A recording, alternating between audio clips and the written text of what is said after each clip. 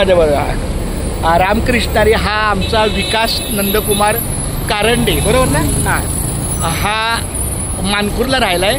ह्याचे चुलते अशोक हे माझ्याकडे 2011 ते 16 या 4-5 वर्षात आले होते. त्यांना जातीचा दाखला देण्यासाठी माझ्याकडून जेवढं सहकार्य होईल तेवढं मी करत असतो.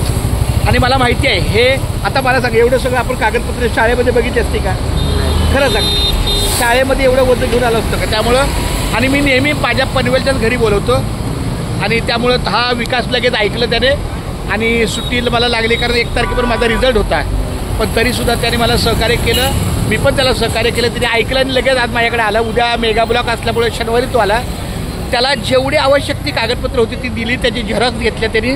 काही 50-60 रुपये बिल झालं, पण आता ते कागदपत्र त्याच्याकडे असल्यामुळे त्याला पुढं कराडला जाऊन काय दाखले काढायचे, कसे काढायचे, त्याची सगळी माहिती त्याला दिली. कसं वाटलं तुला मला भेटून? काय अजून तुला माहिती पाहिजे असेल तर मला फोन कर. कागदपत्र घेतलं तुला कसं वाटलं? बरं वाटलं एकदम. आता तुझं मत सांग काय? एवढं सहकार्य तर मला कुठून भेटलं नाही आहे आणि इकडे तुमच्याकडे आलं एकदम आपुलकी वाटली मला, एकदम खूप बरं वाटलं. आणि जी माहिती मला पाहिजे नव्हती ती पण तुमच्याकडे भेटली मला. चांगली गोष्ट, छान छान, खूप धन्यवाद. चल, रामकृष्णारी. पहिलं आपलं काय बोलायचं? रामकृष्णारी. आपल्या बोलण्यातली सुरुवात काय बोलायची? रामकृष्ण. रामकृष्णारी. चल, बाय बाय.